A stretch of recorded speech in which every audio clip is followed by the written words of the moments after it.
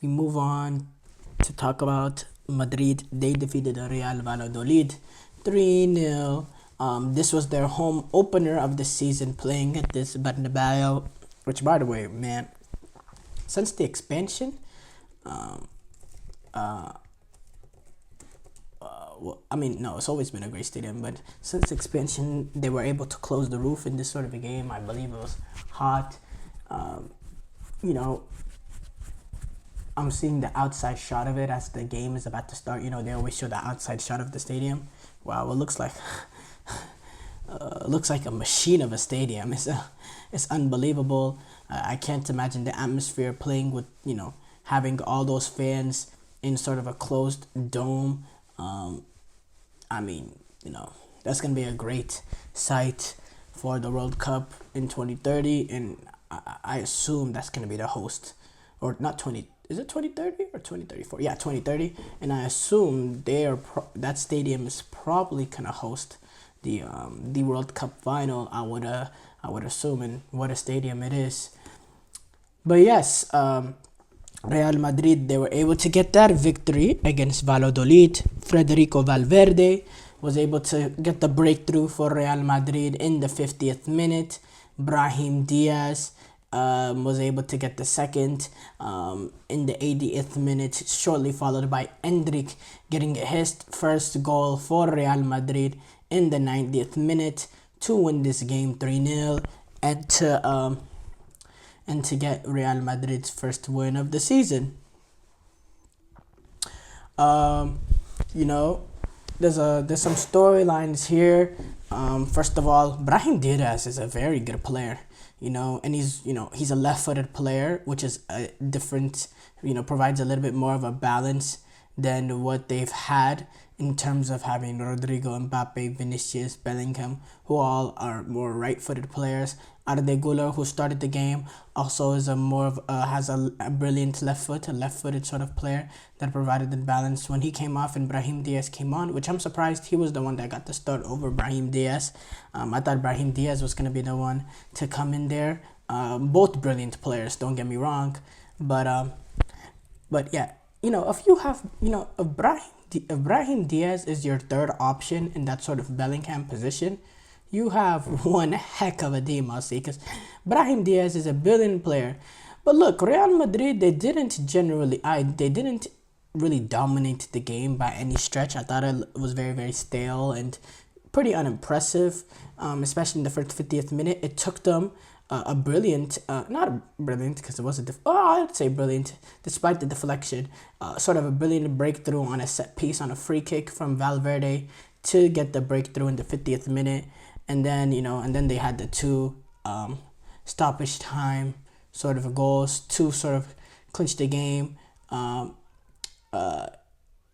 Mbappe had a great opportunity in the 79th minute.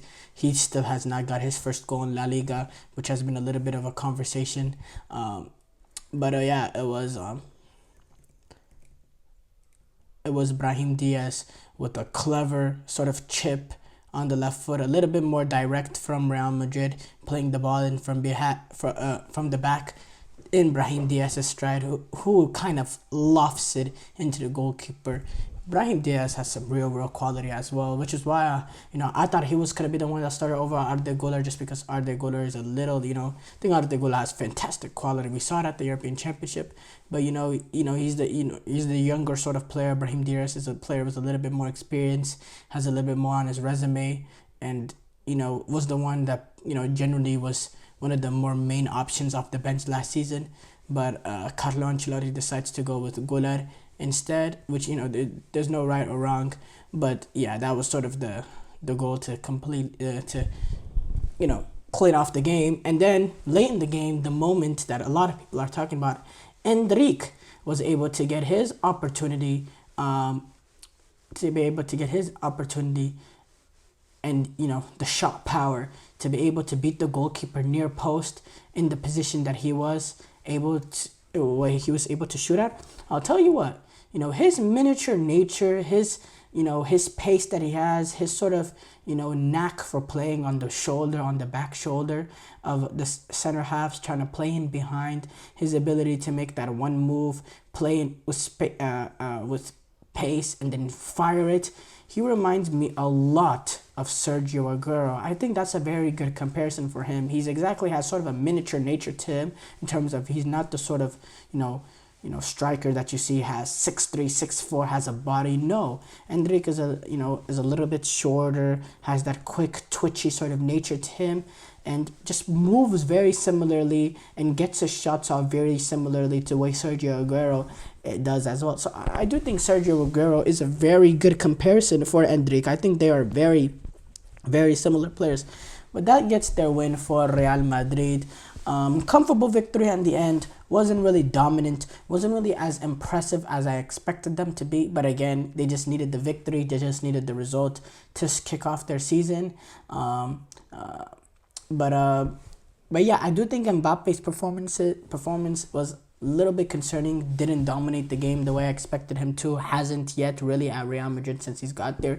He got that opening goal against Atalanta, but he didn't really take that game by the scruff of the neck, which I sort of excused him. I still called it a good performance in that opening game because it's his first game playing for Real Madrid. But now I do think the doorbell should ring just a little bit because Mbappe really has not been the same sort of player, if you think about it, since the 2022 World Cup. He hasn't really had a consistent set of, run of performances since that 2022 World Cup. He was disappointed at the European Championships. He had an okay season at PSG last season.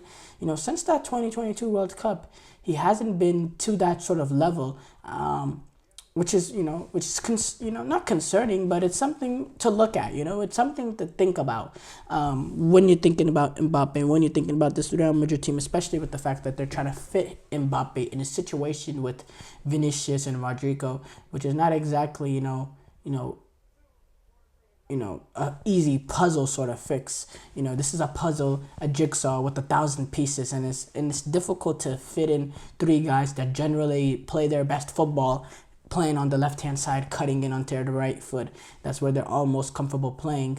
And but it will still remain to be seen. I think Real Madrid will still be fine in terms of they have real quality. Again, you're thinking with Bellingham being out, you have Brahim Diaz, but he still can't get in. It's Arda Güler, and then it's him. It just shows, the quality. And then we have Endrick, who hasn't really, we haven't talked about him at all since he's arrived at Madrid because he's been overshadowed by Mbappe arriving at Real Madrid, and he comes on.